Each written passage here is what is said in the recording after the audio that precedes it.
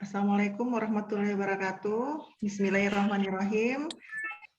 Bapak Ibu yang telah hadir di Zoom meeting, saya ucapkan selamat datang ya. Insya Allah kita akan memulai acara kita pada malam hari ini tepat di pukul 20.00 atau 8 malam ya. Maka dari itu diharapkan kepada Bapak Ibu sekalian ya untuk stay tune ya, untuk tetap sabar menanti sampai acara ini kita mulai ya, sambil mendengarkan murotal Al-Quran yang saat ini sedang diputar.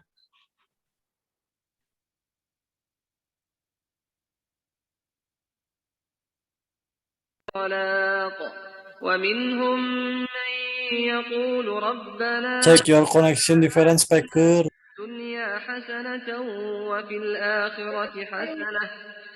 ربنا آتنا في الدنيا حسنة وفي الآخرة حسنة وقنا عذاب النار أولئك لهم نصيب مما كسبوا والله سريع الحساب واذكروا الله في أيام معدودات فمن تعجل في يومين فلا إثم عليه ومن تأخر فلا إثم عليه لمن اتقى واتقوا الله واعلموا أنكم إليه تحشرون ومن الناس من يعجبك قوله في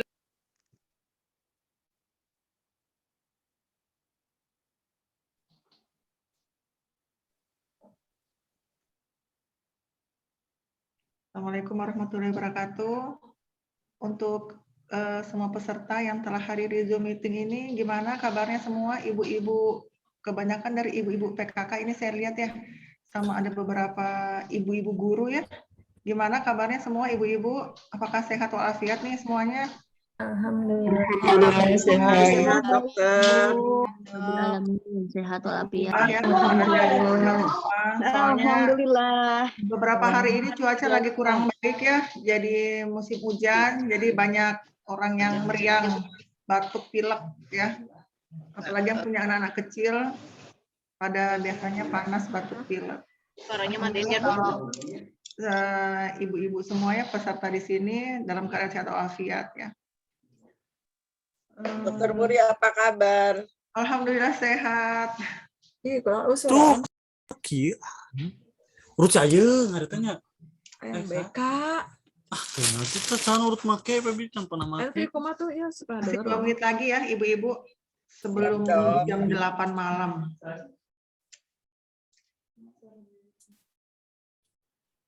WP or collect total data. Izinkan. Recording. Atuh.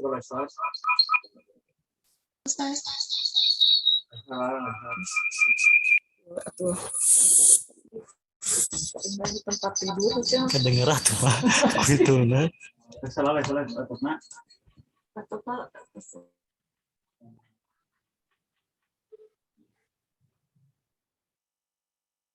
Ibu-ibu yang lainnya ini gimana pekerjaan sehari-harinya di tempat kerja masing-masing? Apakah semuanya berjalan lancar? Alhamdulillah, Dok. Kalau yang ibu-ibu guru ini udah libur belum ya? Belum. Oh, belum. Belum. Liburnya diundur ya?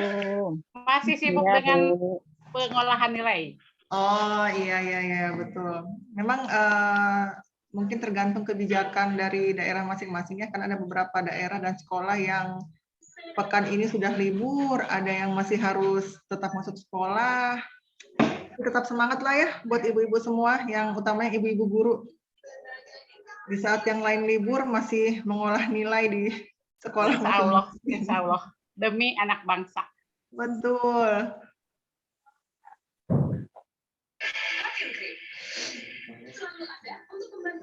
Jam 8.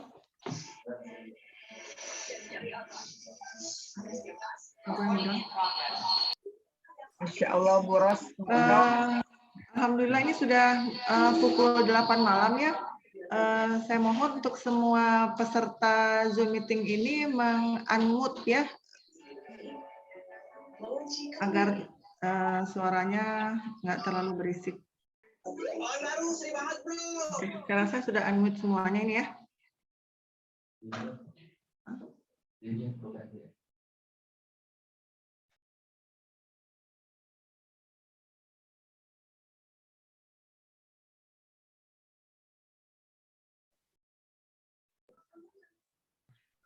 Ya, oke.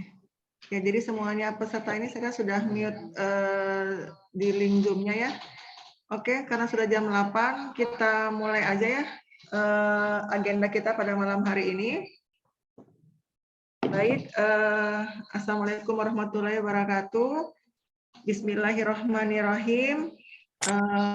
Innal hamdalillah nahmaduhu wa nasta'inu wa na'udzubillahi min syururi anfusina wa min sayyiati a'malina may yahdihillahu fala mudhillalah wa may yudlilhu fala hadiyalah. Asyhadu an la ilaha illallah wa asyhadu anna Muhammadan abduhu wa rasuluh. Segala puji bagi Allah yang hanya kepadanya kita memohonkan pertolongan dan memohonkan ampunan. Kami berlindung kepada Allah dari kejahatan dan keburukan amalan kami.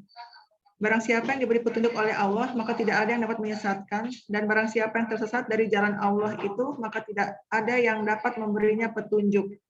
Dan aku bersaksi bahwa tidak Tuhan selain Allah yang tidak sekutu baginya, dan aku bersaksi bahwa Muhammad adalah hambanya dan Rasul-Nya. Puji syukur kita panjatkan kehadirat Allah Subhanahu wa Ta'ala ya, karena atas nikmat iman, nikmat kesehatan dan rahmatnya lah, maka kita semua dapat berkumpul ya di majelis kita yang mulia ini. Salawat dan salam tak lupa kita haturkan kepada junjungan kita Nabi besar Muhammad SAW beserta keluarga dan para sahabatnya ya, yang terus istiqomah, terus berjuang di jalan dakwah Islam ini ya, sehingga sampai saat ini kita sudah dapat merasakan kejayaan Islam itu sendiri berkat perjuangan dari para nabi dan rasul sebelumnya. Saya ucapkan terima kasih ya kepada seluruh peserta yang telah hadir pada kesempatan malam hari ini ya, apalagi ibu-ibu yang bekerja plus jadi ibu rumah tangga masih bisa meluangkan waktunya untuk mengikuti acara pada malam hari ini ya, spesial Hari Ibu tentunya ya. Kemudian saya ucapkan juga terima kasih ya buat semua donatur-donatur yang telah hadir juga pada kesempatan acara malam hari ini. Ya. Baiklah, untuk mempersingkat waktu ya, kita lanjutkan aja acara malam ini dengan pembacaan ayat suci Al-Quran. Pembacaan ayat suci Al-Quran ini akan dibawakan oleh Ananda Fayat ya. Jadi Ananda Fayat ini merupakan salah satu santri ya dari pesantren binaan Saku yang saat ini sudah menyetorkan hafalan 15 juz Al-Quran. Subhanallah sekali ya, masih muda tapi hafalannya udah banyak ya. Mungkin dipersilahkan kepada Ananda Fayat untuk membacakan ayat-ayat suci Al-Qurannya.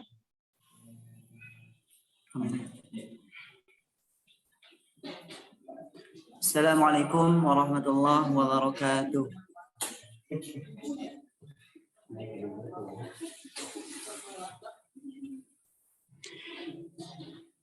أعوذ بالله من الشيطان الرجيم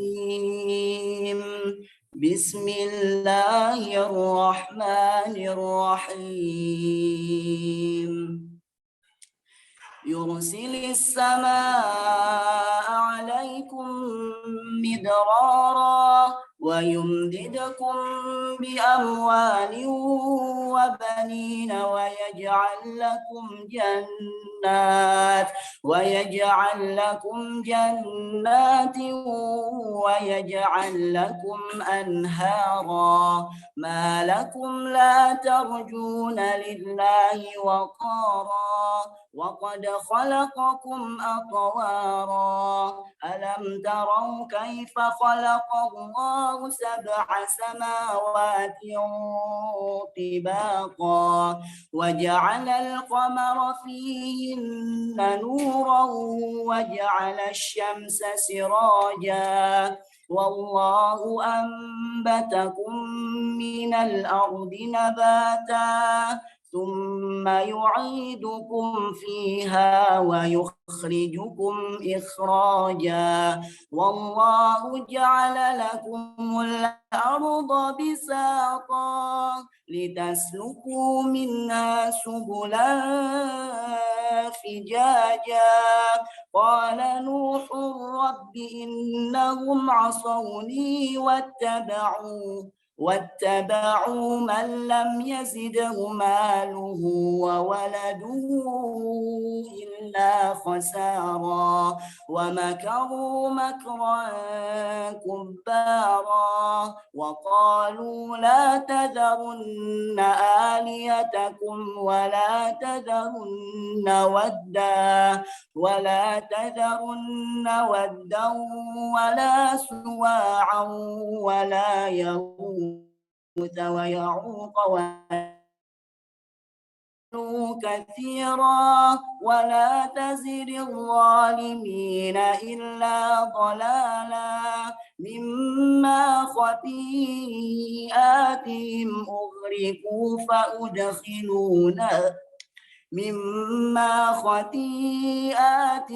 أغرقوا فأدخلوا نارا فلم يجدوا لهم من دون الله أنصارا وقال نوح رب لا تذر على الأرض من الكافرين ديارا إنك إن تذرهم يضلوا عبادك ولا يلدوا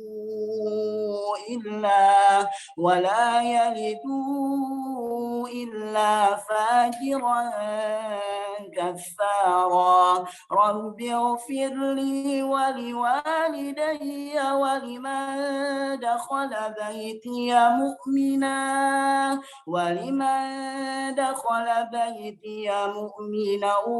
وللمؤمنين والمؤمنات ولا تزد الظالمين إلا تبارا صدق الله العظيم والسلام عليكم ورحمة الله وبركاته.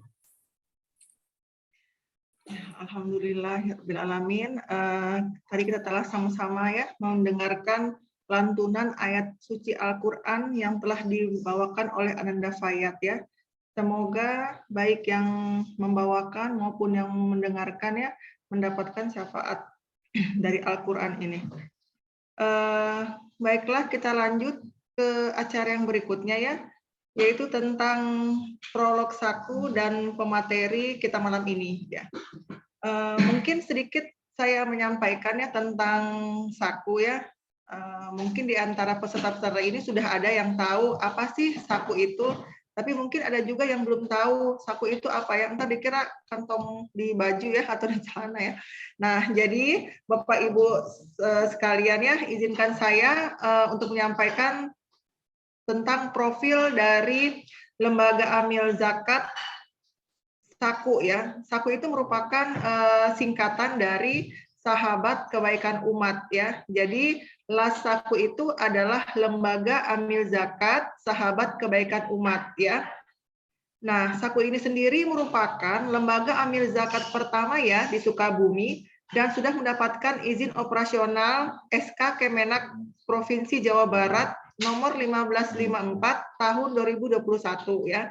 Jadi mungkin ibu-ibu sekalian peserta yang hadir di sini sudah harus percaya ya bahwa lembaga Amil Zakat Saku ini merupakan lembaga yang resmi ya, karena sudah mendapatkan izin operasional ya, SK dari Kemenak ya. Jadi bukan lembaga Amil Zakat abal-abal ya, karena memang sekarang kan masih banyak juga lembaga-lembaga yang berkedok sebagai badan amil zakat, tapi ternyata mungkin dananya itu tidak disalurkan ke tempat yang seharusnya gitu ya.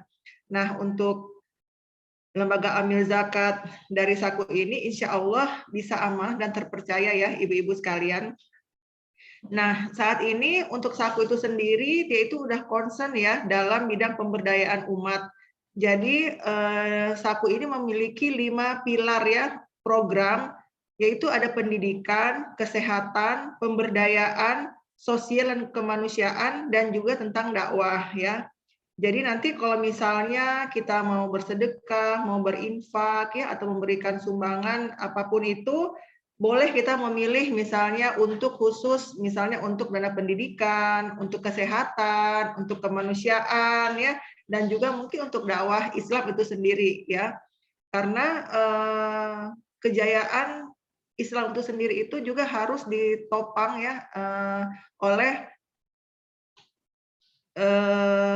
dana misalnya untuk kegiatan-kegiatan yang nantinya diperlukan untuk masyarakat pada umumnya. Nah, program pada Majelis Saku ini merupakan salah satu program dakwah ya, di mana ini sebagai syiar keilmuan untuk masyarakat yang diadakan rutin setiap bulan. Jadi di sini Saku itu tidak hanya mengumpulkan donasi saja ya, tapi dia juga merupakan salah satu syiar dakwah yang memberikan materi-materi ya, atau dia menyajikan materi yang sering terjadi menjadi permasalahan ya, yang menjadi perbincangan atau trending topik di masyarakat pada saat-saat ini gitu ya. Jadi ketika ada masalah apa, dari Saku ini mengakomodir materi menyangkut misalnya tentang permasalahan yang saat ini sedang terjadi seperti itu. Dan mungkin di kesempatan kali ini ya, karena bertepatan dengan 22 Desember yang diperingati sebagai Hari Ibu ya, atau Mother's Day. Jadi makanya di sini Saku itu mengangkat atau ingin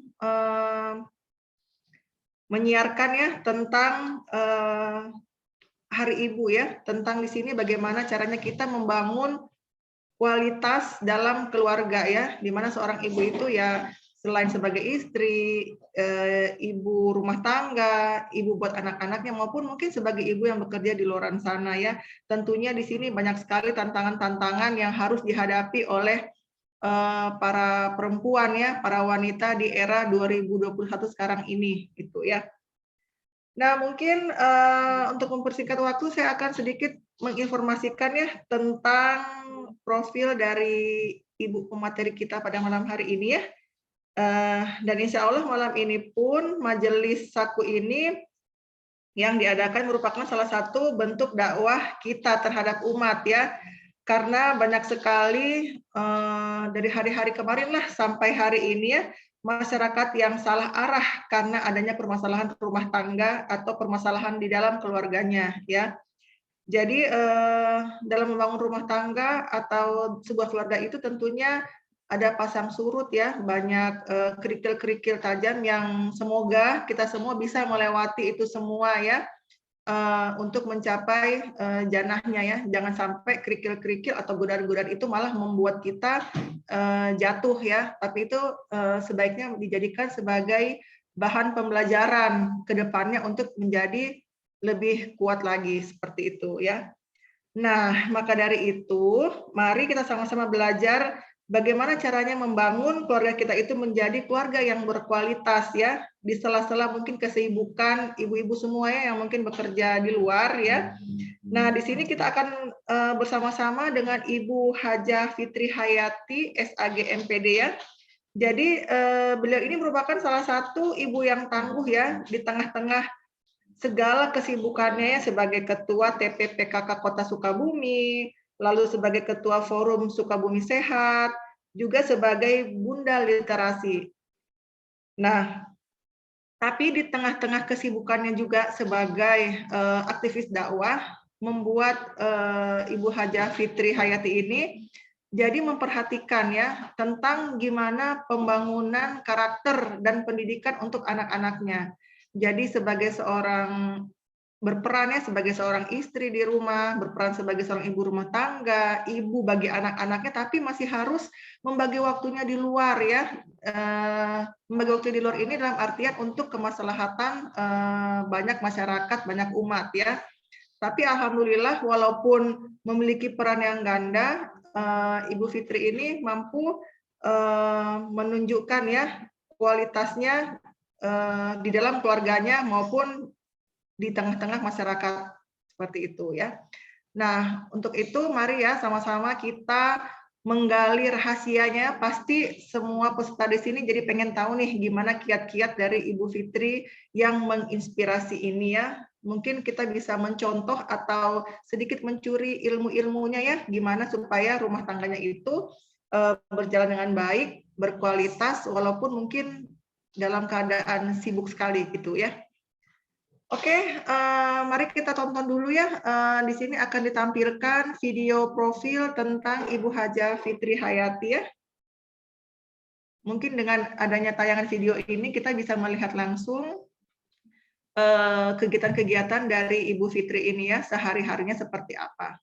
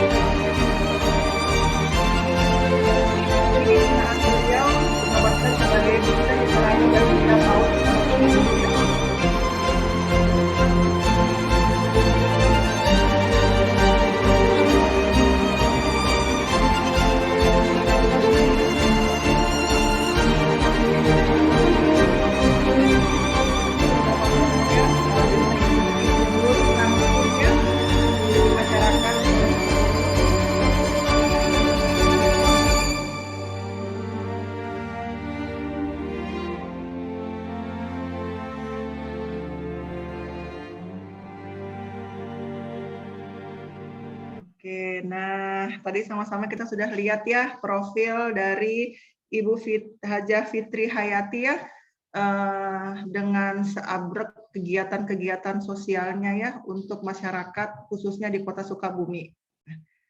Baiklah, kita udah sampai ke acara yang ditunggu-tunggu oleh peserta semuanya ya, di mana di sini dilanjutkan dengan materi dengan judul Membangun Kualitas Berkeluarga sebagai Pondasi Peradaban yang akan dibawakan oleh Ibu Hajah Fitri Hayati SAG MPD. Kepada Ibu Hajah Fitri, saya persilakan.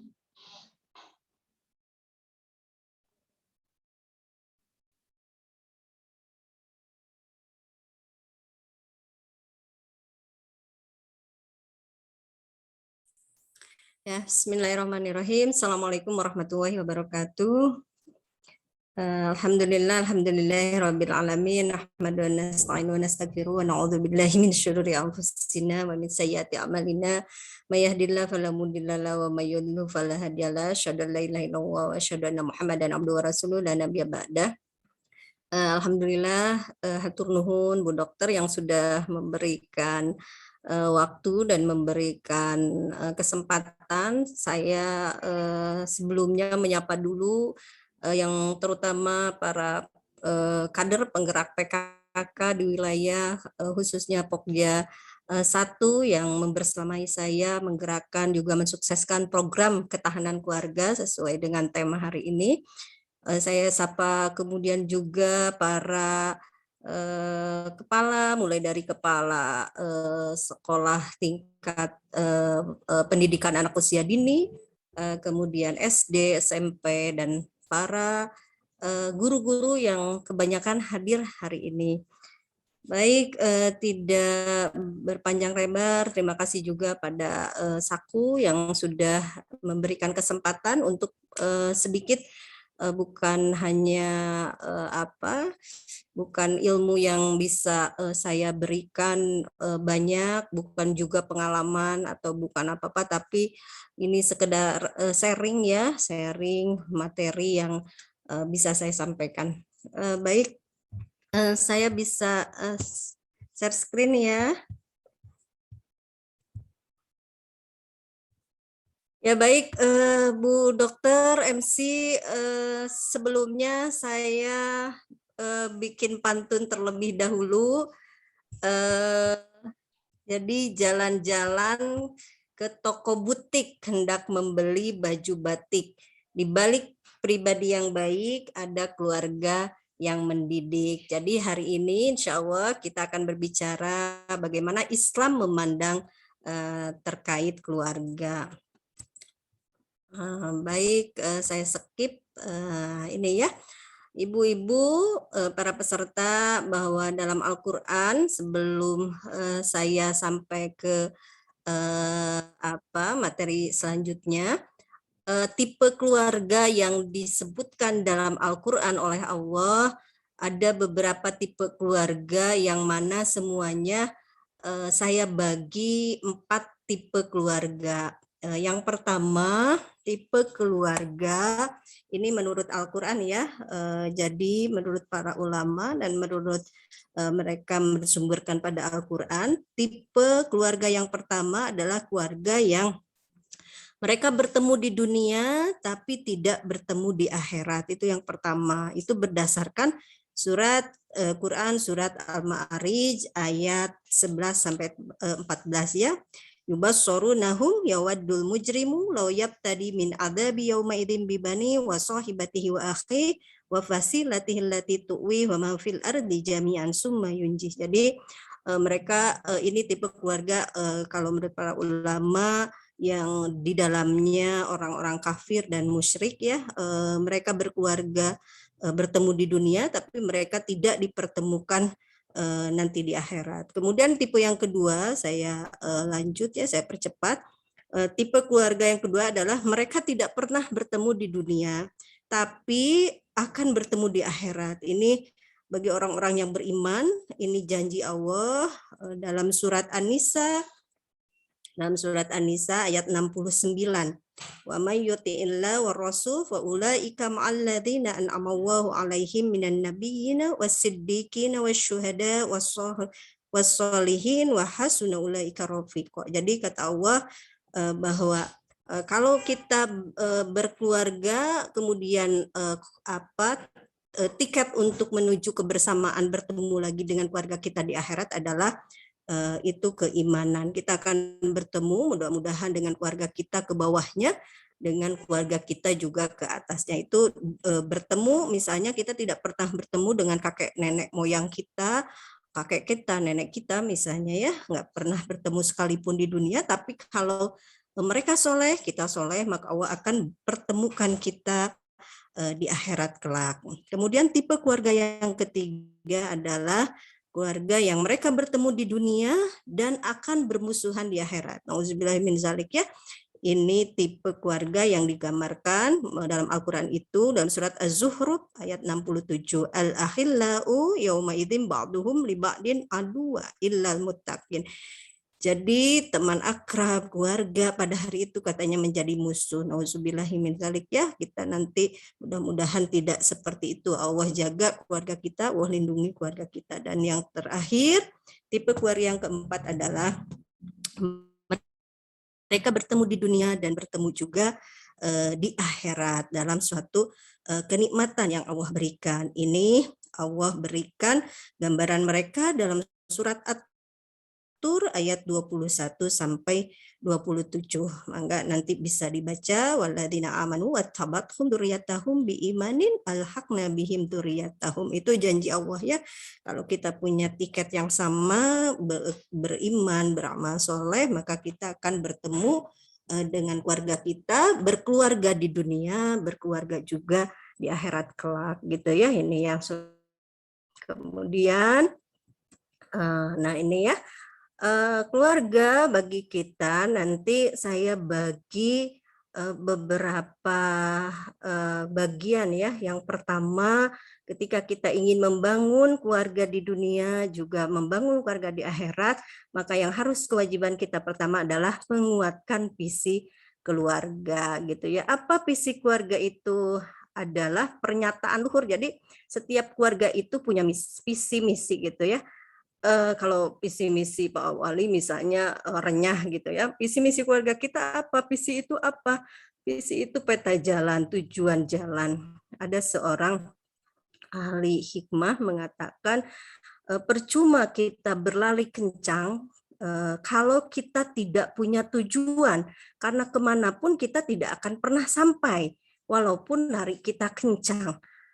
Malah lebih baik kita berjalan walaupun telat, lambat, bahkan terseok-seok, tapi kita punya tujuan. Karena kalau kita punya tujuan, maka jalan terseok-seok, lambat, tertatih-tatih, tetap akan mengantarkan kita kepada tujuan. Jadi tetapkan tujuan kita, apakah keluarga kita ini hanya sekedar berhenti sampai di dunia saja, atau kita ingin membawa keluarga kita sampai di surganya nanti gitu ya. Jadi apa visi keluarga kita, bagaimana visi keluarga kita dalam kehidupan kita sehari-hari. Sama ya, dalam hidup kita memang harus menetapkan tujuan. Jadi tadi saya sampaikan ungkapan yang luar biasa bahwa nggak penting kalau kita lari cepat tapi kita tidak punya tujuan mau kemana kita gitu ya. Maka kemudian ini masih bagian yang pertama ya, menguatkan visi keluarga. Seberapa besar masalah dalam keluarga kita, karena sebenarnya internalisasi visi keluarga itu akan memperhatikan, memperlihatkan bahkan kualitas masalah dalam kehidupan rumah tangga kita. Semakin tinggi visi, maka semakin rendah masalah. Semakin rendah visi, maka masalah sekecil apapun akan menjadi berat gitu karena visinya rendah. Nah, makanya di sini disebutkan tingginya visi, rendahnya masalah. Jadi kalau rumah tangga kita masih meributkan hal-hal yang kecil, misalnya naruh anduk sembarangan sampai kemudian jadi pertengkaran hebat, atau misalnya mencet odol, beda dalam mencet odol saja kemudian berantem gitu, berarti kan kita masih bervisi rendah gitu ya.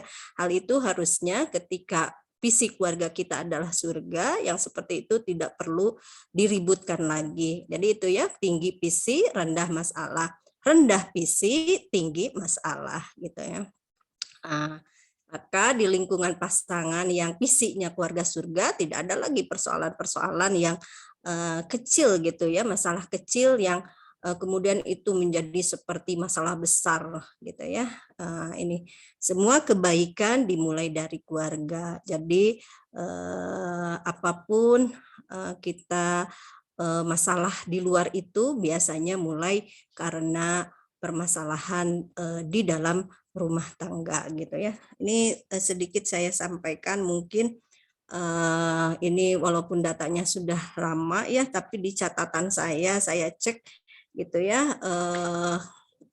Ini ada data, ini data yang lalu ya, 2021 itu kalau di Kota Sukabumi dari data Pengadilan Agama di tahun 2021 ada di sampai akhir bulan ini ya, saya cek datanya itu ada 590 kasus, yang mana 146 cerai talak, 564 itu cerai gugat. Jadi sangat tinggi gitu ya, kalau cerai gugat itu yang mengajukan adalah istri. Dan menurut data yang provinsi, ada 10 provinsi di Indonesia, menurut data di kata data ya, kata data di Google itu, di IG juga ada kata data.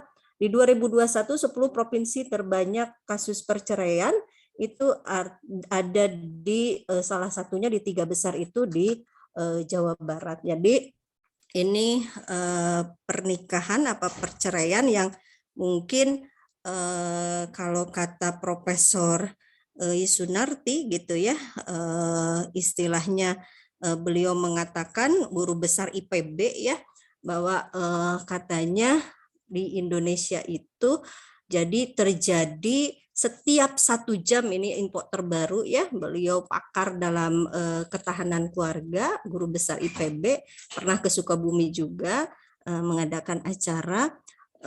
Beliau mengatakan ini termasuk ngeri ya, dalam 1 jam terdapat 50 kasus perceraian di Indonesia. Jadi kalau tadi kita mulai acara jam 8 sampai jam 9, itu di malam ini dari jam 8 sampai jam 9 terjadi 50 kasus perceraian di Indonesia gitu ya. Ini darurat ketahanan keluarga gitu ya.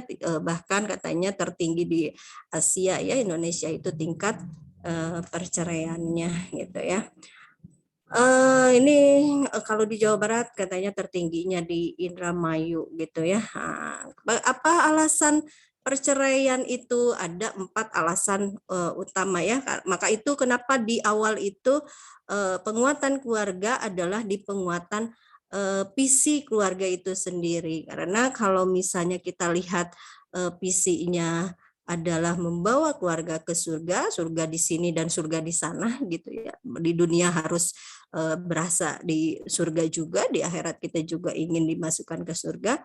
Nah, 4 alasan utama perceraian itu adalah kalau di 2021 hampir di urutan tertinggi itu kalau menurut alasan secara pengadilan ya, terjadi perselisihan yang tidak kunjung selesai, kemudian persoalan ekonomi, kemudian kehadiran pihak ketiga, hubungan yang tidak harmonis itu kemudian menimbulkan percekcokan, dan kemudian tidak ada tanggung jawab. Ini 4 alasan utama dalam perceraian gitu ya.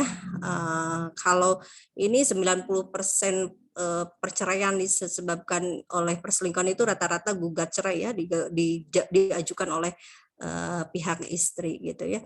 Sebenarnya darurat keluarga itu kita bisa lihat ya, angka depresi tadi kita GOW mengadakan acara dengan bertemakan Ibu Bahagia Sukabumi Sejahtera, karena sekarang ternyata kesehatan mental, kesehatan jiwa bagi perempuan sangat harus kita betul-betul kita harus digarap secara serius, karena beberapa kasus gitu ya, kasus terbaru mungkin walaupun itu bukan di kota Sukabumi, kemarin kita mendapati berita ya, ini sudah ramai juga di berita-berita online, sepasang suami istri yang bunuh diri di puncak ya, di hotel dari lantai 6 gitu, terlibat cekcok, kemudian si istri loncat dari lantai 6, kemudian disusul suaminya gitu, itu diawali dengan pertengkaran gitu ya. Kemudian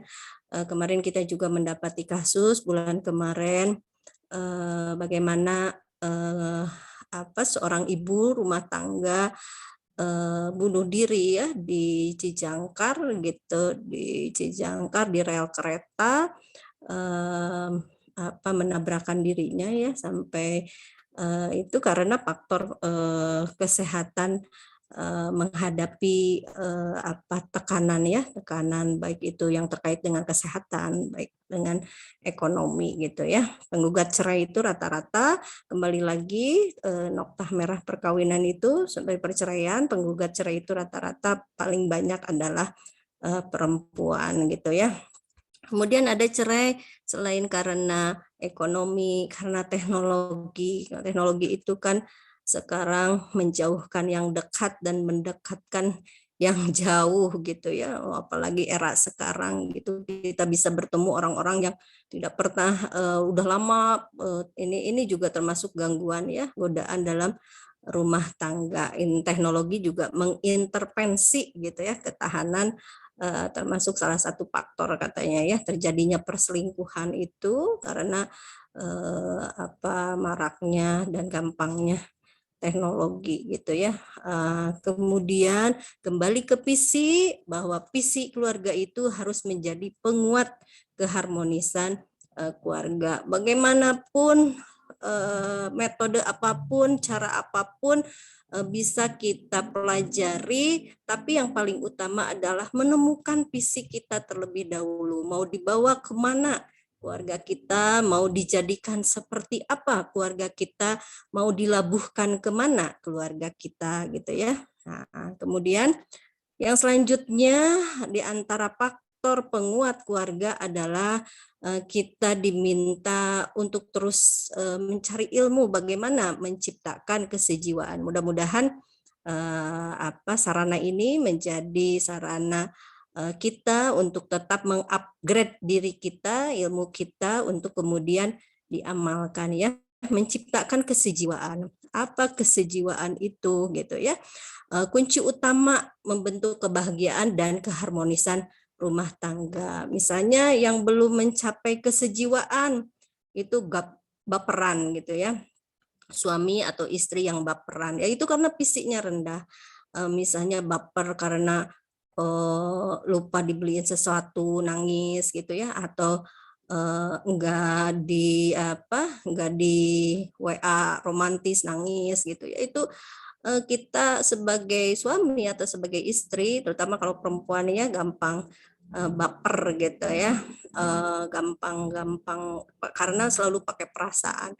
Jadi jangan baperan, harus kalau visi kita keluarganya adalah keluarga yang ingin surga, maka ganti baperan itu menjadi berperan gitu ya, baperan menjadi berperan. Peran kita sebagai seorang istri adalah kalau dalam sebuah tubuh, suami itu menjadi kepalanya, istri itu menjadi lehernya. Kepala tidak akan tegak kalau lehernya tidak kuat. Jadi kalau misalnya kita lihat ini peserta yang begitu banyak, kok banyakan ibu-ibu sih, kemana sih bapak-bapaknya gitu. Wah, belajar tentang keluarga teh ibu-ibu terus kemudian baper, kitanya males mengikuti upgrading atau cari ilmu tentang keluarga. Orang suami saya juga kayaknya nggak mau nyari ilmu, nggak mau berubah, itu baperan gitu. Ambil peran bahwa kita tidak akan bisa merubah orang lain kalau kita sendiri tidak berubah, mudah terbakar cemburu, mudah curiga, sulit percaya. Itu salah satu beberapa tanda bahwa kita belum mencapai kesejiwaan gitu ya. Cobalah renungi gitu. Coba kalau sudah kesejiwaan itu katanya tanpa bicara pun kita sudah bisa menangkap isyarat dalam diam pasangan kita gitu ya.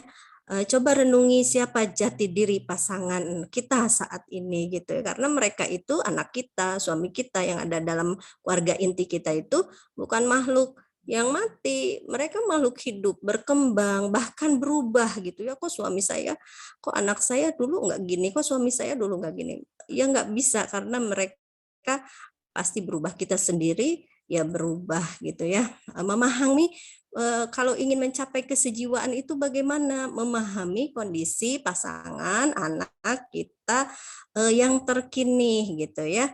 Karena kan mereka itu tumbuh dan berkembang gitu. Anak berkembang, suami juga berkembang. Mungkin ada yang berkembang melebar gitu ya, naik kiloannya gitu, itu kan sama berkembang juga, namanya juga hidup gitu ya. Kemudian nah ini contoh saja ya, contoh kita ada level-level pertanyaan katanya. Jadi kalau sudah bisa menjawab level 1 naik level 2 gitu. Kalau level 1 mungkin insya Allah semuanya bisa menjawab. Saya contohkan ya, pertanyaan level 1 misalnya kalau ada kuisnya gitu atau ada gamenya. Ketika saya perlihatkan ini tanggal lahir pasangan Anda, pasti hafal gitu. Saya juga hafal gitu, paling gampang, bahkan suka banyak yang dijadikan password gitu. Kemudian tanggal pernikahan Anda, biasanya mungkin para suami yang agak-agak lupa, tapi kalau istri mah kayaknya hafal semua gitu ya. Kemudian ini level 1 masih level 1 gitu, masih gampang. Makanan yang paling disukai pasangan Anda. Saya pernah bikin waktu Pak Wali abinya anak-anak ulang tahun gitu, dibikin video game dengan anak-anak, seberapa judulnya, seberapa mengenal mereka, seberapa jauh pengenalan mereka terhadap ayahnya gitu ya. Dan ternyata anak kembar saya, anak laki-laki saya yang paling agak mendekati dan paling banyak betul justru anak laki-laki gitu ya, mulai dari nomor sepatu, kuliah sekolahnya di mana, ternyata anak laki-laki memang kesejiwaannya lebih dekat dengan ayahnya gitu ya. Nah ini level 1, masih level 1. Makanan yang paling tidak disukai. Nah, saya juga waktu itu bertanya juga, coba sebutkan teman paling dekat Abi gitu ya. Mereka bisa menyebutkan 1, 2, 3 gitu ya. Nah kalau kita sekarang misalnya ketika pertanyaan level ini nomor 1 sampai 5 bisa menjawab, berarti belum naik gitu ya, masih 1 level, masih di bawah gitu. Kemudian untuk level kedua gitu ya, nah ini udah agak mendalam gitu.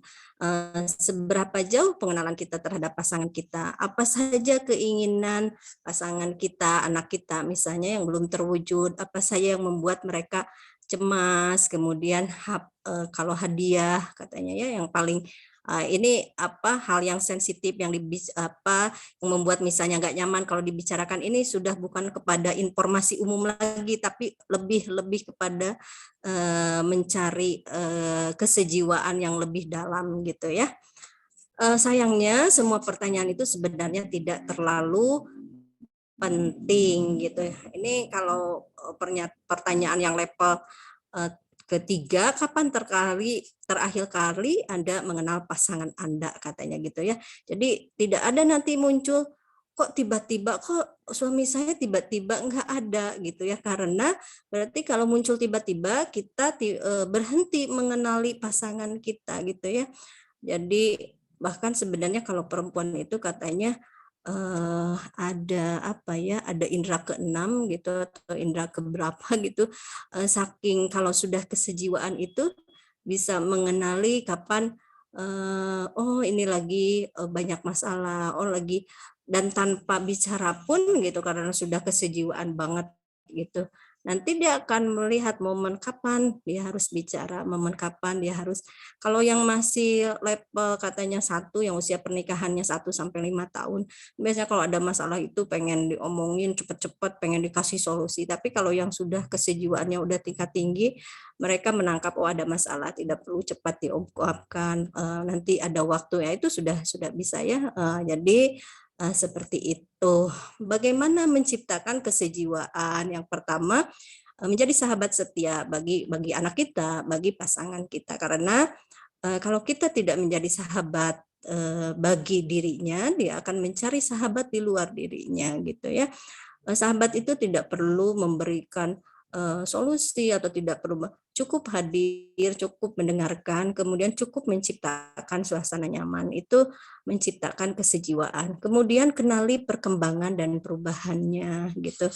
Miliki minat bersama, ini termasuk salah satu tip dan trik katanya ya untuk meningkatkan kesejiwaan. Apa minat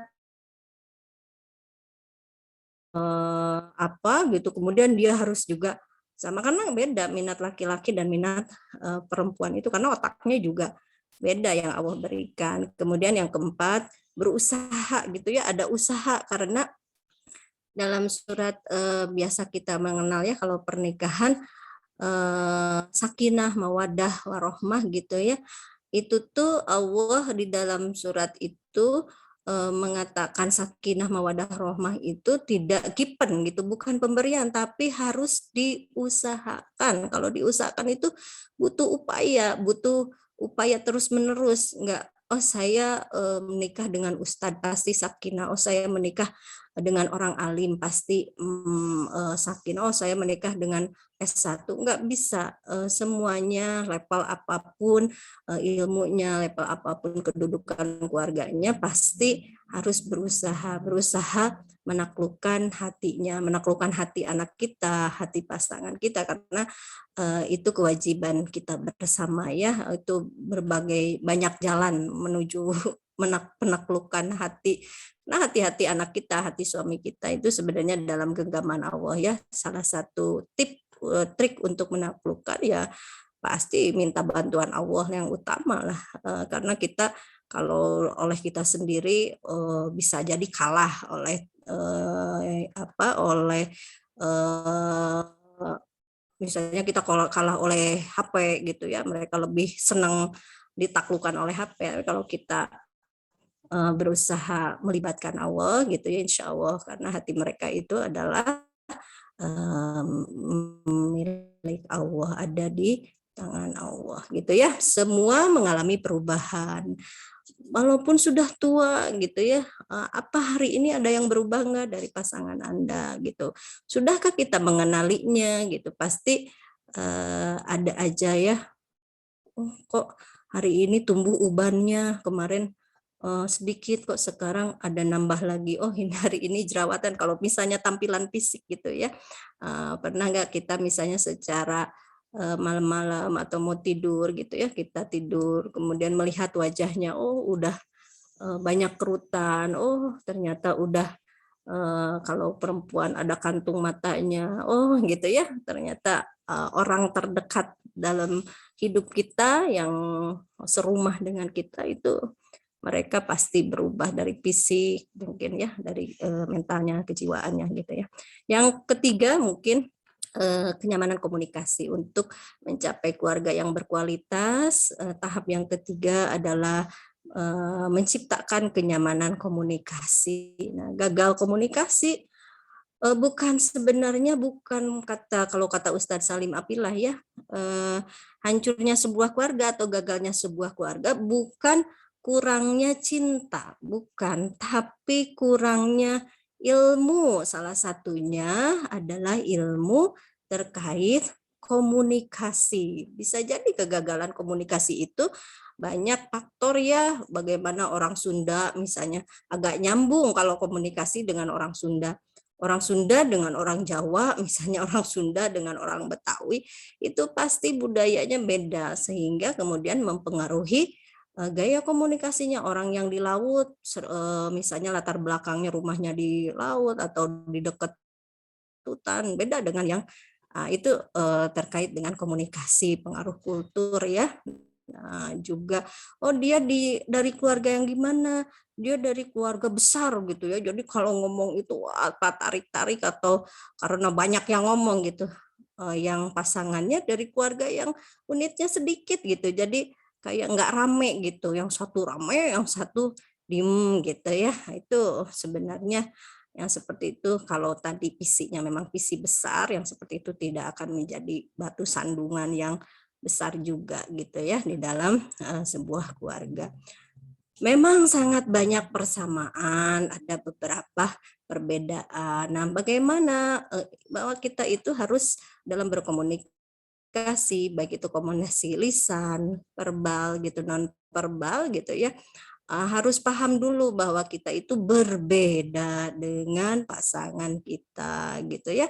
Perbedaannya mulai dari struktur otak, kalau perempuan mah jalur majmuk gitu ya, makanya multitasking gitu. Kalau laki-laki itu jalur tunggal, katanya laki-laki itu fokus dalam satu, kalau udah melihat TV gitu ya, udah lihat TV gitu. Kalau perempuan sambil lihat TV, sambil masak, sambil gendong anak, sambil WA-an itu bisa gitu ya. Nah, itu perbedaan struktur otak, susunan otaknya beda gitu ya. Perempuan sulit membaca peta, makanya kalau pakai Google Map juga perempuan mah tetep kesasar gitu ya. Agak sulit katanya karena memang otaknya seperti itu, visual, laki-laki visual. Jadi biasanya lebih ini ya, kalau peta jalan, arah jalan gitu, itu lebih ke laki-laki. Nah, kemudian laki-laki biasa ini mah umumnya lebih kuat di logika, perempuan lebih kuat di perasaan. Makanya yang banyak baperan katanya, walaupun laki-laki ada yang baper juga, tapi kebanyakan perempuan. Makanya katanya menurut penelitian ya, kenapa perempuan itu banyak yang sen kiri belok kanan, karena perempuan itu banyak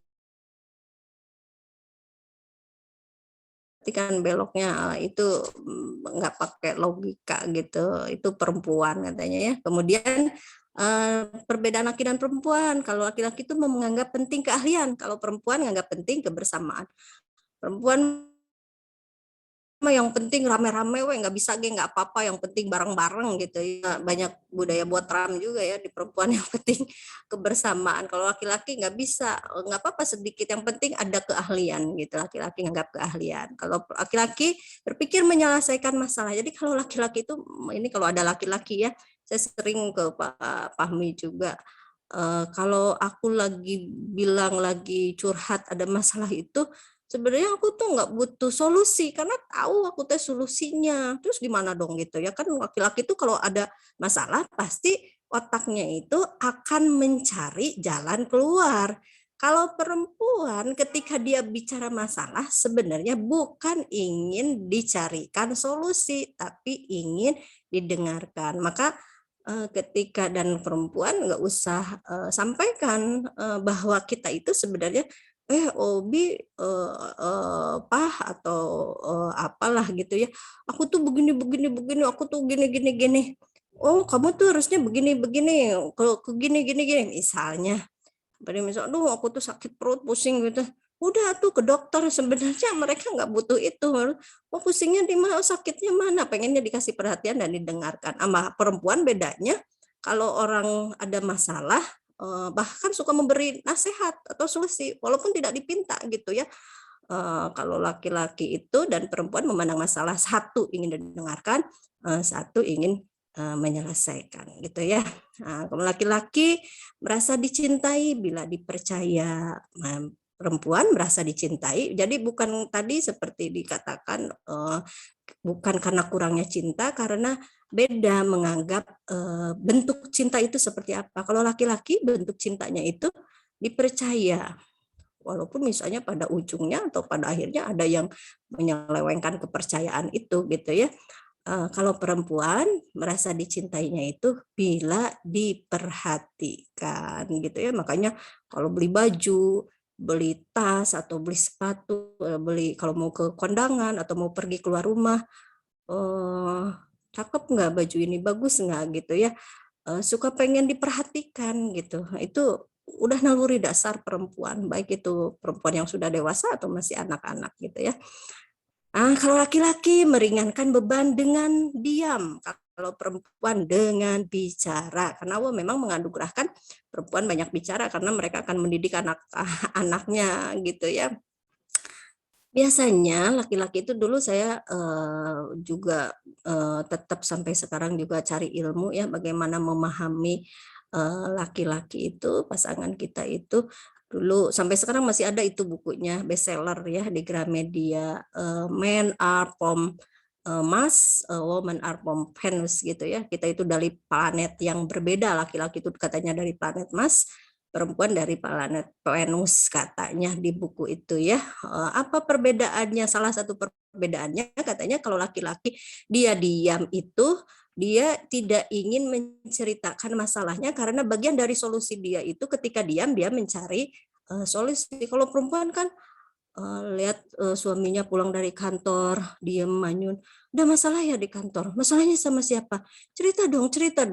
Laki-lakinya diem, udah tuh kan nggak percaya kan sama aku, mah kamu mau lebih percaya ke yang lain, lebih banyak cerita, akhirnya yang asalnya tidak masalah jadi masalah gitu karena komunikasinya kurang bisa memahami. Jadi kalau laki-laki punya masalah cukup beri ruang, biarkan mereka diam, tidak akan lama mereka kemudian akan biasa lagi. Dulu juga sama, saya juga ketika itu pengen tahu masalahnya, pengen menyelesaikan, itu bentuk, kalau bagi perempuan itu tuh bentuk kasih sayang dan cinta kita, tapi kalau bagi laki-laki nggak seperti itu gitu ya.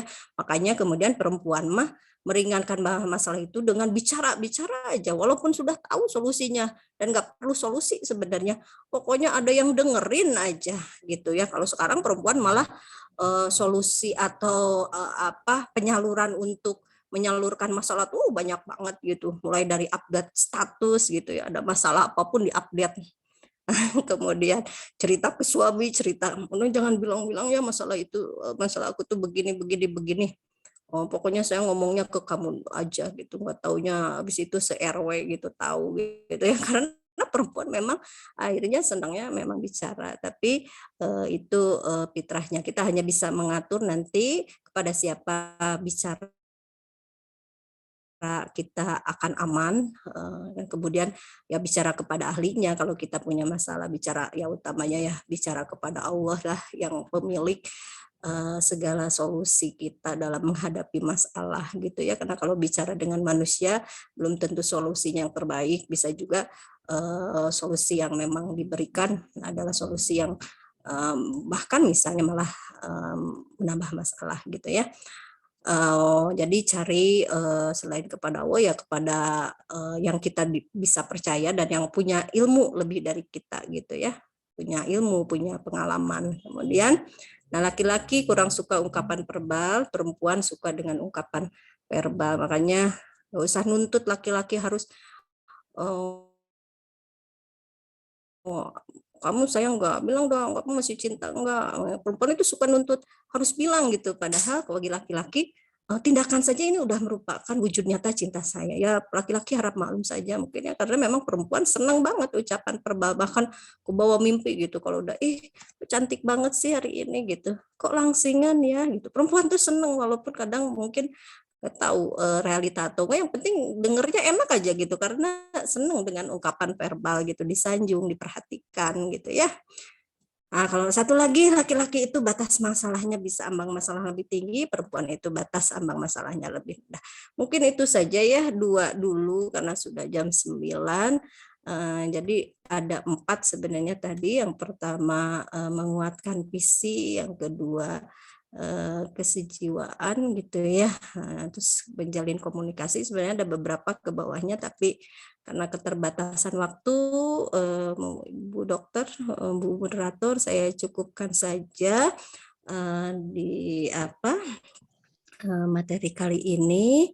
Terakhir mungkin diiringi dengan pantun juga. Biasanya ibu-ibu PKK sudah hafal pantun saya.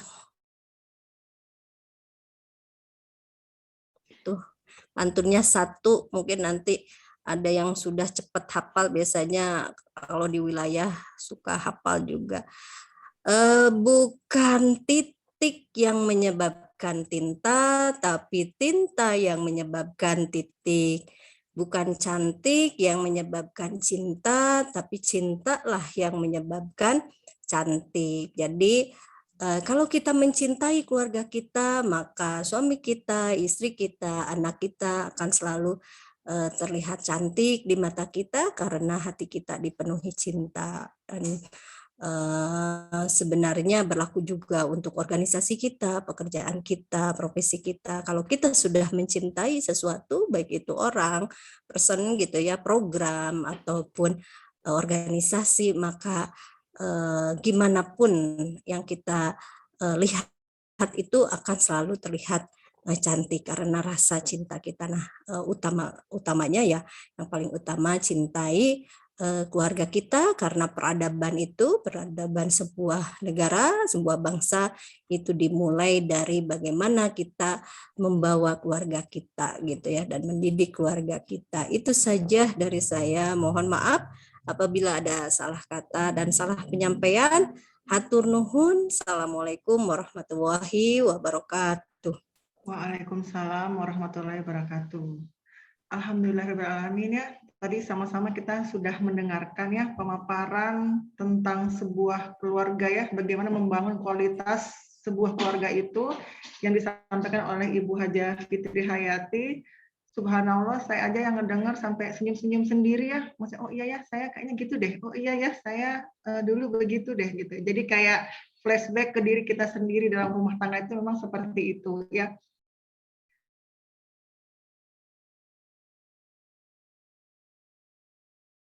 Untuk bila ada pertanyaan, silakan untuk bisa chat langsung di kolom chat atau bisa langsung on mic, raise hand, bisa ya.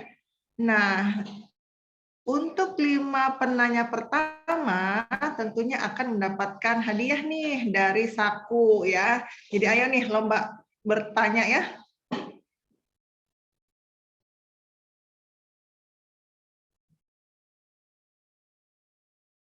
Ini yang raise hand ada dari SDN Lamping.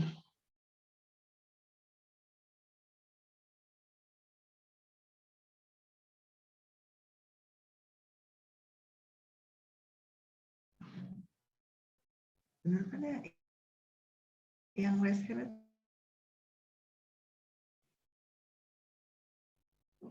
Ya, Ibu Yati Rohayati ya?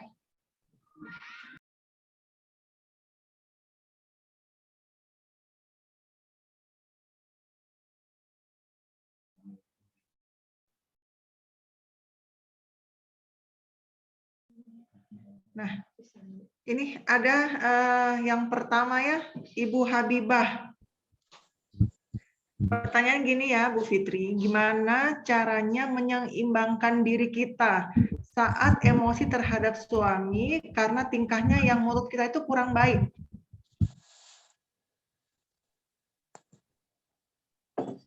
Bu dokter atau gimana? Atau ditunggu dulu Bu dokter? Dikumpul dulu kayaknya Bu? Atau Ya, mangga Bu dokter. dulu Ya, ya? mangga.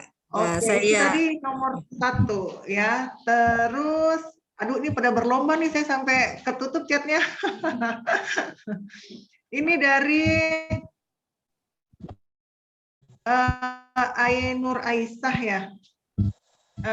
Ibu gimana caranya berkomunikasi dengan suami yang notabene itu dia orangnya itu pendiam gitu. Gimana ya cara menanganinya? Duh, ini Ibu kayak dokter sama pasien nih, gimana cara menanganinya? Kemudian yang ketiga dari Ibu Revani Nur. Assalamualaikum Ibu, gimana caranya kita dalam menghadapi suami dan anak-anaknya? Kemudian dari bertanya ya, tadi Nur Aisyah ya, ini Nur Aini. Pertanyaannya, apa hikmah dari surat At-Tahrim ayat 6? Anfusakum wa ahlikum naro. Nah, yang kemudian yang kelima nih ada dari Ibu F. Marliana. Assalamualaikum, saya dengan Ibu Eva Marliana Nur dari menghadapi suami yang jarang bicara dengan keluarga. Bu, nambah satu lagi, soalnya ini saya baca bagus ya, yang ke-6, walaupun mungkin nggak dapat hadiah, nggak apa-apa ya Bu Tini ya. Ini sebagai ibu yang bijaksana, bagaimana caranya menghadapi anak-anak yang saat nyari main HP, kadang juga main game, sampai mungkin melupakan kewajibannya. Gitu. Mungkin 6 pertanyaan dulu ya Bu ya.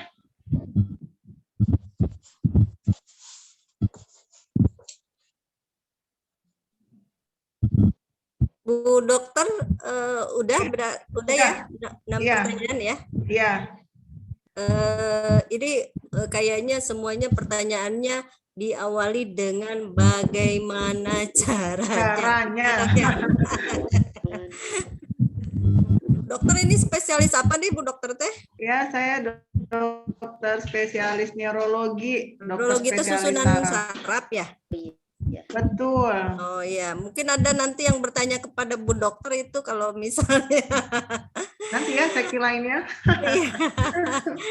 Soalnya ini bagaimana caranya semua. Jadi istilahnya gini dulu, ada lucu ya, mungkin saya nggak spesifik pertanyaannya.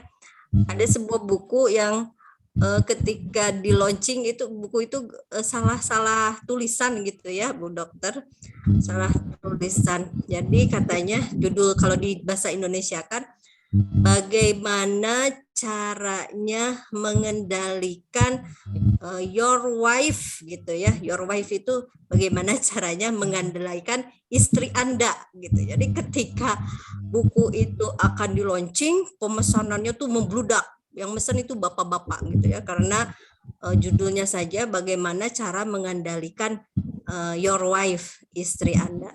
Ternyata pengarangnya itu si editor bukunya itu penerbitnya salah nulis satu huruf.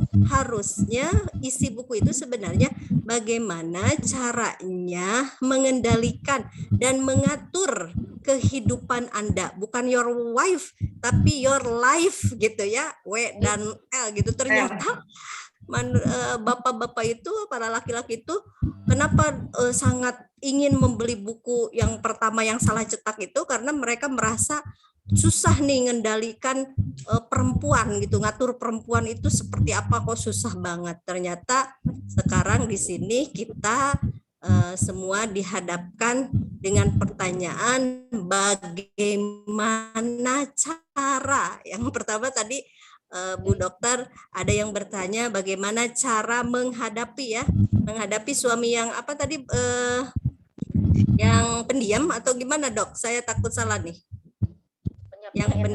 Yang pendiam, dan kemudian mau diulang lagi biar saya catat tadi agak kecepatan. Yang pendiam dan seperti apa Dok? Yang suka main HP. Kemudian yang suka main HP dan game ya? Sama tingkahnya kurang sesuai katanya. Oh ya. Ya baik, ini pasti ibu-ibu sebenarnya saya yakin sih ibu-ibu tuh pada pinter juga ya. Yang saya tangkap tadi bagaimana apabila mengendalikan atau menghadapi suami yang hobi main HP, anak main HP, main game ya. Kemarin saya lihat ada video ya, seorang dokter itu dipecat ya, karena kecanduan game. Dia mengoperasi, kebetulan dokter kulit gitu ya, ada videonya karena di CCTV sebelum operasi atau sebelum treatment terhadap wajah seorang pasiennya perempuan gitu ya, dia main HP, main game dulu di meja kerjanya itu, di meja operasi ya, di meja itunya. Setelah itu dia salah, lupa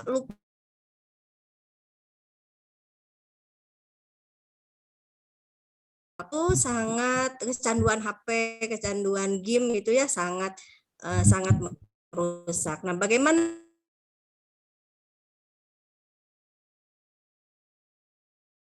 terus bareng-bareng ya, bareng-bareng mungkin suami kita, anak kita, semuanya aja. Saya juga sama lah gitu ya, kalau lagi makan gitu, HP-nya ditaruh gitu, jangan pegang HP. Siapa yang pegang HP? Itu kan salah satu cara ya, di waktu-waktu tertentu HP itu tidak boleh kita bawa dalam makan, mau tidur gitu ya. Ya kita, bukan suami kita saja, mungkin kita juga ketergantungan ya, ibu-ibu katanya juga, misalnya bangun tidur itu pasti yang dicek HP duluan gitu ya. Kita mungkin anak kita bisa diperlihatkan ya bagaimana bahaya kecanduan HP atau game tersebut. Kemudian selanjutnya bagaimana menghadapi suami yang pendiam gitu ya. Memang rata-rata laki-laki itu memang pendiam gitu ya, tapi ada istilah, saya lebih senang laki-laki yang pendiam, diem-diem beliin emas, diem-diem transfer gitu ya, diem-diem. Saya lebih senang daripada laki-laki yang berisik tapi nggak berisi gitu. Mending laki-laki yang pendiam. Tapi pertanyaannya pasti bukan itu ya, bagaimana kita kalau punya suami yang pendiam. Insya Allah ibu harusnya bangga dah kalau punya suami pendiam, apalagi pendiamnya dia tidak mau macem-macem gitu, benar-benar orang mau main kemana-mana dia diem di rumah, tapi diem yang produktif gitu, daripada aktif tapi aktifnya bermaksiat. Jadi cari sesuatu yang, kalau kata Gus Bah itu, ibu ini ke semuanya lah, bagaimanapun, bagaimana trik supaya kita bahagia berkeluarga, supaya kita bahagia menjalani hidup. Triknya itu saya selalu ingat sampai sekarang.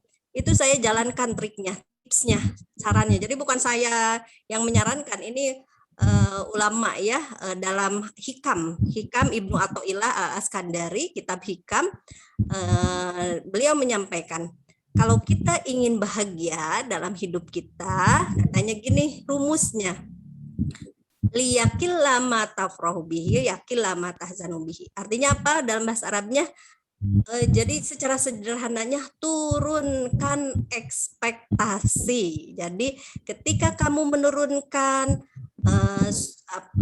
tingkat ekspektasimu, maka naiklah tingkat kebahagiaanmu. Jadi misalnya saya bahagia itu kalau suami saya itu ngomongnya romantis, nggak pendiam, anak saya itu terlalu tinggi. Yang biasa-biasa aja ekspektasinya. Nanti kalau dapat saya mah nggak apa-apa. Jadi ekspektasinya gini, kalau nikah atau mau nikah, saya mah nggak apa-apa deh. Suami ganteng yang penting soleh gitu. Itu istilahnya ekspektasinya. Ketika saya juga dulu nggak punya ekspektasi harus gimana. Makanya betul itu dipegang oleh saya rumus bahagia menurut kitab Hikam itu. Liyakillah. Jadi sedikitkan apa yang menjadi bahagiamu. Jadi kalau standarnya terlalu tinggi, misalnya standar kepada anak. Ini saya cuplikan ya petua dari Gus Baha. Kita standar kepada anak jangan tinggi-tinggi, gampang kecewa, cepat kecewa dalam hal dunia. Intinya dalam hal dunia. Kalau dalam akhirat ya harus tinggi.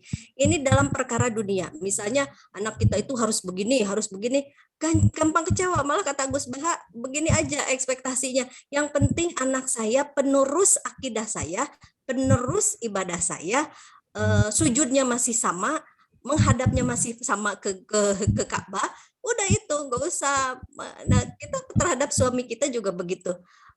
Yang penting kalau misalnya pendiam gitu ya nggak apa-apa deh. Yang penting dia tidak maceh tapi maksiat, mending pendiam gitu ya. Kemudian istilahnya begini Bu, kalau misalnya kita menerapkan rumus itu, kita nggak gampang kecewa. Ya udah, dan memang standar saya seperti itu. Makanya jangan terlalu tinggi. Udah mau pengen pinter, pengen soleh, pengen kaya, pengen romantis, itu udah ketinggian gitu ya. Nah, kemudian selanjutnya tadi bagaimana tadi katanya ya? Oh, hikmah dari ku anfusakum wa ahlikum. Betul Ibu, bahwa ini buktinya sarana kita menjaga keluarga kita adalah dimulai dari kita sendiri. Ibu-ibu datang ke sini niatkan untuk, makanya tadi visi itu terkait dengan niat tujuan kita ketika kita sekarang bergabung di majelis ilmu ini, majelis aku ini, niatkannya untuk apa? Bahkan begini, kalau kita niatnya kadang-kadang karena kita ekspektasi tinggi ya kayak saum gitu ya, tidur mulu gitu, tidur mulu nih, padahal tidur itu berpahala kalau dalam saum katanya gitu. Tapi saya ada berubah pikiran sekarang ketika saya berguru secara online ya. Gus Baha itu salah satu guru yang enak gitu ketika mengajarkan hidup yang santai. Katanya gini, saya masih ingat gitu. Jadi ketika melihat anak kita tidur gitu, ya Allah, atau kita tidur nih jam 9 sampai jam 3 atau sampai jam 4. Itu niatan untuk ibadah dalam arti selama tidur berjam-jam itu kita tidak bermaksiat. Berapa jam tuh tidak bermaksiat? Berarti kan lama tuh tidak bermaksiatnya. Jadi niatnya itu udah tidak bermaksiat, itu bagian salah satu ibadah yang utama itu adalah tidak mengerjakan maksiat. Kata kita, bangun tilawah gitu ya. Tilawah masih bisa disusupi, kapaksa, ikhlas atau ingin ngejar setelah. Tapi kalau tidur kan ya, walaupun memang lebih baik untuk ibadah, tapi kalau kita masih dalam tahap lebih banyak tersusupi niat-niat lain, katanya niatkan sama terhadap suami, terhadap anak. Oh suami ngeselin, oh suami bikin emosi. Ya Allah, mudah-mudahan ini teh kiparat dosa, mudah-mudahan ini teh ladang pahala, walaupun dalam hati pengen ngebecek-becek gitu ya, pengen gimana gitu, pengen banting HP-nya, pengen cemberut, pengen nggak mau masak gitu, nggak mau nyuci, nggak mau nyetrika, pokoknya ngambek gitu ya, ngambek terus-terusan. Menghadapi seperti itu kita tidak mendapat apapun, yang dapat malah capek secara mental juga akan down gitu ya. Jadi kalau kita mendapati yang tidak sesuai harapan dengan kita, ya intinya kalau saya sih yaitu menurut apa kata para ulama dan para salafus saleh gitu ya. Umar bin Khattab itu, sekelas Umar bin Khattab ya, saya sampaikan ini kisah Umar bin Khattab. Ada seorang laki-laki yang mengadu kepada Umar bin Khattab. Dia bilang, aduh istri saya itu, kalau bahasa sekarang ya, aduh istri saya itu udah nggak inilah, udah nggak cantik, udah tua gitu istilahnya ya, udah nggak enak dipandang, udah inilah, dan lagi saya itu udah nggak cinta lagi gitu.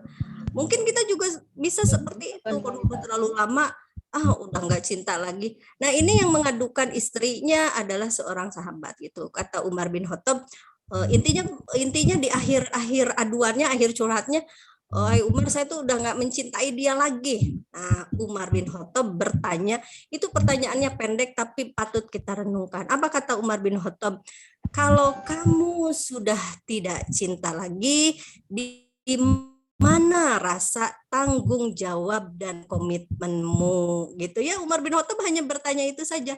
Kalaupun cintamu sudah hilang, tapi harus tetap kamu pertahankan tanggung jawab dan komitmenmu. Walaupun suami kita sangat menyebalkan, anak kita sangat membuat kita harus melipat gandakan kesabaran, maka itulah adalah bagian upaya kita, bagian dari melaksanakan amanah kita. Kullukum ra'in wa kullukum mas'ulun an ra'iyatihi. Jadi oh ya Allah, suami kita begini, bagian takdir kita, ujian bagi kita, karena itulah yang gitu ya. Itu mungkin yang bisa saya rangkum ya dari tadi pertanyaan-pertanyaan tadi gitu. Itu mungkin Bu Dokter, Bu Moderator. Baik, terima kasih kepada Ibu Fitri atas jawaban-jawabannya ya. Tadi memang tidak dijawab satu persatu, tapi dirangkum ya. Semoga bisa mengena terhadap 6 pertanyaan dari ibu-ibu tadi ya. Ibu masih nerima pertanyaan nggak ini, Bu? Saya ikut Bu Dokter aja deh. Saya harus ini kepada moderator. Materinya seru. Jadi saya ambil beberapa pertanyaan aja yang agak dirangkum aja ya Dok ya. Ya. Jadi ini yang ada pertanyaan bertanya yang dikasih hadiah nanti saya tambah aja ya, semuanya dapat hadiah aja. Nanti yang ini sebagian dari saku, sebagian boleh ambil di PKK, ada tumbler. Alhamdulillahirabbil alamin. Logo ya. PKK. Ini pertanyaannya gini, antara suami dengan istri yang berbeda karakter. Kemudian yang kedua, bagaimana caranya menghadapi suami yang misalnya tidak terbuka soal keuangan terhadap istrinya. Kemudian yang ketiga, 3 pertanyaan ya Bu ya, gimana caranya mensinkronkan, cara termudah mensinkronkan antara perbedaan laki-laki dan perempuan. Mungkin 3 itu aja Ibu tambahannya. Ya. Baik, secara umum aja ya. Yang pertama, bahwa mensinkronkan atau menyamakan perbedaan itu nggak mungkin ya. Tapi bagaimana kita menyiasati ya, mengkompromikan. Tapi kalau menyamakan tidak mungkin. Nah kita ketika ingin mengkompromikan berarti supaya tipenya, karakternya, misalnya karakter bawaan gitu ya, yang tadi sudah saya sampaikan, perbedaan-perbedaan itu tidak membuat permasalahan yang lebih jauh. Yang pertama tadi bahwa kita harus mengetahui dan paham terlebih dahulu, juga tidak memaksakan. Kalau misalnya ini di sini jangankan dengan laki-laki, perempuan di sini saja kalau dites kepribadian ada yang introvert, ada yang extrovert, ada yang pragmatis, ada yang koleris gitu ya, tipe perempuan di sini. Apalagi dengan laki-laki, itu nggak bisa dihilangkan. Bagaimana kita bisa hidup dengan perbedaan-perbedaan itu dan kemudian Selanjutnya apa? Naik ke tingkat level berikutnya, tidak menjadikan perbedaan itu sebagai jurang perpecahan atau penghancur keluarga kita. Terima saja. Kita dengan suami, dengan anak sekalipun, anak saya misalnya 1, 2, 3, beda semuanya, beda karakternya. Nah, kita terima dan kemudian di mana kita bisa mengeksplor, kita bisa berdamai dengan perbedaan-perbedaan mereka gitu ya. Kemudian selanjutnya tadi pertanyaan terkait dengan terbuka keuangan ya. Iya, keuangan ini sensitif memang. Yang pertama harus dipahami bahwa laki-laki itu tidak boleh dituntut. Misalnya kita walaupun ada perjanjian pranikah ya, tapi sebenarnya kalau dalam Islam enggak. Begini, kalau misalnya terkait finansial, tadi saya sudah sampaikan, karena nyebutnya finansial ya, ujungnya sial gitu, jangan sampai ujungnya jadi sial gitu, gara-gara masalah finansial jadi sial kemana-mana gitu. Ini harus dipahami karena pengelolaan keuangan itu bisa beda-beda. Salah satu faktor pembedanya didikan orang tua, misalnya didikan keluarga. Maka ada suami yang dididik oleh keluarga, misalnya dia melihat ayahnya begitu gampang memberikan uang kepada ibunya, kemudian ibunya bebas menggunakan uang yang diberikan oleh ayahnya, dia akan mengikuti pola itu. Makanya hati-hati gitu ya kita terkait keteladanan ya. Misalnya kalau suami kita terbuka gitu, anak itu walaupun diam mereka akan melihat tipe seperti apa ya bapak saya ini gitu, tipe seperti apa ya ibu saya ini. Oh, ibu saya ini tipe yang boros gitu ya, tipe yang senang konsumtif. Nah, itu mau nggak mau anak tiap hari paket gitu ya, paket online itu berdatangan. Nah, anak itu akan meniru gitu ya. Oh, ibu saya. Nah, terkait keterbukaan, maka sebenarnya ini karena semuanya hampir kebanyakan perempuan, kita harus menahan diri kita ya. Suami punya hak dalam hal membelanjakan keuangan. Suami punya di balik itu suami punya kewajiban menafkahi keluarganya. Jadi kita harus seimbang antara melihat kewajiban dan hak suami gitu ya. Kita suami berkewajiban menafkahi kita dan kita punya hak untuk mendapatkan tempat tinggal, baju yang sepadan gitu dengan suami kita. Jangan sampai suami kita bajunya 100.000, kita 20.000, itu harus sekupu gitu ya. Kembali lagi bagaimana keterbukaan itu, saya menggarisbawahi di pemahaman masalah kewajiban dan hak dulu. Kalau merasakan bahwa suami sudah memenuhi kewajibannya, misalnya memberi belanja, kemudian memberi membayar kewajiban-kewajiban rumah tangga, membayar kewajiban anak misalnya ke sekolah gitu ya, sudah sampai di situ suami sudah menjalankan kewajibannya, kemudian kita kejar, pokoknya harus terbuka, sisanya dikemanain gitu. Makanya salah ya, jangan cari perempuan yang pintar nyari uang. Nah, kalau perempuan pintar nyari uang itu suami kasihan, uang dimanapun disembunyiin itu ketemu mulu tuh sama istrinya gitu ya. Jadi intinya apa? Intinya suami hargai misalnya ketika dia menseper atau membagi, karena kalau dia sudah melaksanakan kewajiban, ibu kita stop, jangan diudag-udag gitu ya. Kan Abi bajunya segini sisanya kemanain gitu ya. Oh, kita tuh pikirannya udah macam-macam, nanti raktir cewek lah, nanti dia masih punya juga, berhak juga gitu ya memberikan, karena kan ibunya gitu ya, saudara perempuannya. Salah satu faktor keberkahan dalam berkeluarga adalah ketika kita seorang istri memberi keluasan suami untuk berbagi rizkinya kepada ibunya, kepada saudara perempuannya. Itu biasanya kalau perempuan yang agak-agak perhitungan misalnya suami itu sampai ngumpet gitu mau ngasih adiknya atau kakaknya yang perempuan atau ngasih neneknya gitu, itu kita nanti susah rezeki kita ya karena membatasi pembagian rezeki suami gitu. Jadi dalam hal keterbukaan silahkan, semua pasti punya triknya, tapi intinya bagi saya yang pertama pahami dulu hak dan kewajiban suami, hak dan kewajiban kita.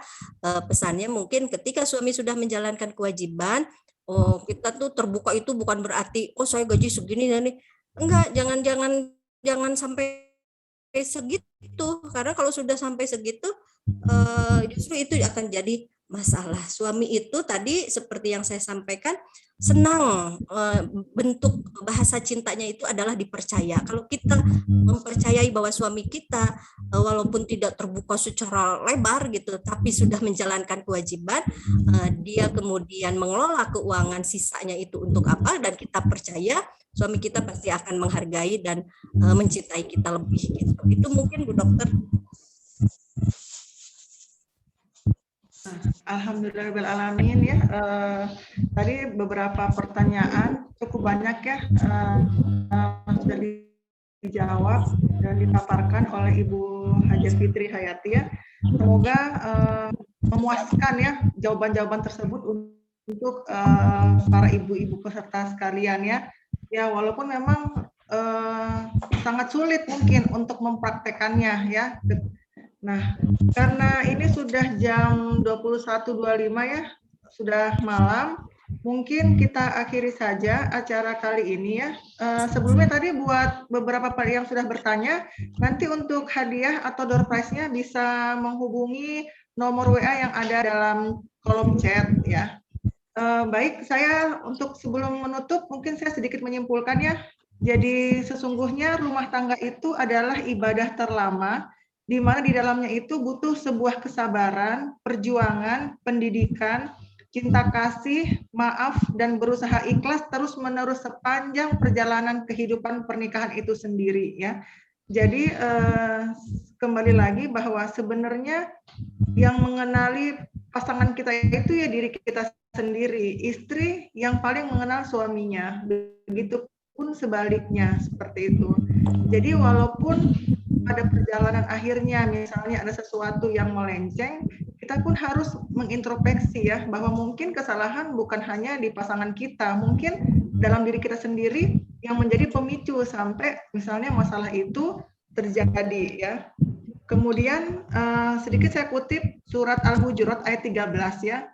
Hai manusia, sesungguhnya kami menciptakan kamu dari seorang laki-laki dan seorang perempuan dan menjadikan kamu berbangsa-bangsa, bersuku-suku supaya kamu saling kenal mengenal. Sesungguhnya orang yang paling mulia di antara kamu di sisi Allah ialah orang yang paling takwa di antara kamu. Sesungguhnya Allah Maha mengetahui lagi Maha mengenal.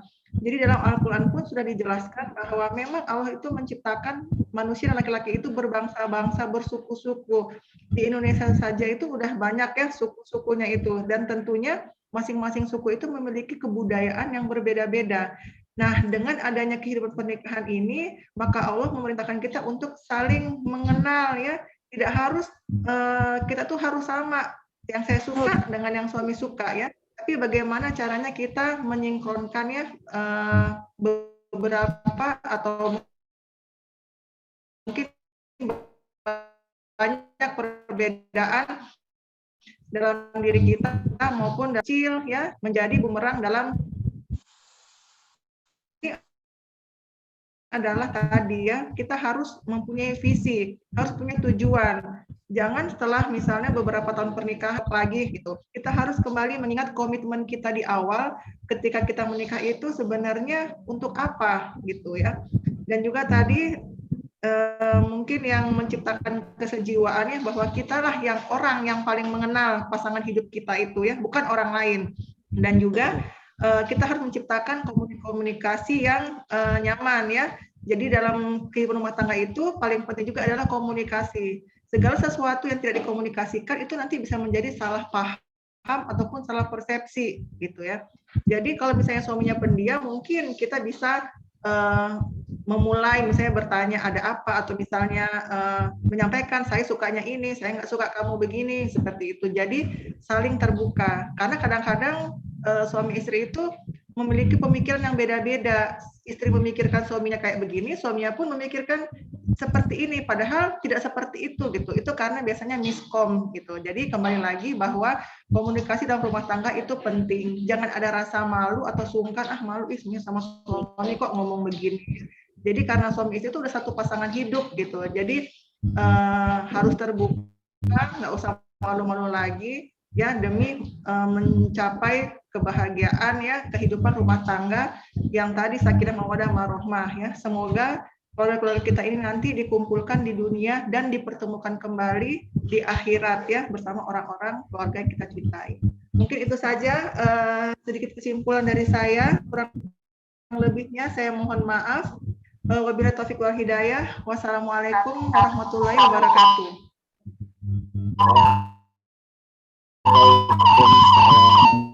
Terima kasih Bu Dokter, Bu Haji Fitri. Waalaikumsalam warahmatullahi wabarakatuh. Waalaikumsalam warahmatullahi wabarakatuh. Dokter. Terima kasih. Atur nuhun Bunda. Semoga ibu Selalu Bunda. bermanfaat buat kami. Literasi sayang selalu. Alhamdulillah, Sadayana, Dokter, belajar istri sangat bermanfaat ilmu. Terima kasih. Mohon pamit buat semuanya. Assalamualaikum. Assalamualaikum.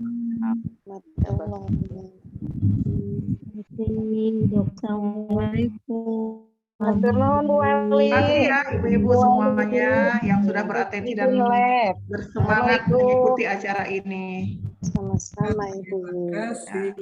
Salam sehat, semoga semuanya, keluarga dan rumah tangganya dalam keadaan sehat walafiat ya. Assalamualaikum. Terima kasih atas ilmunya.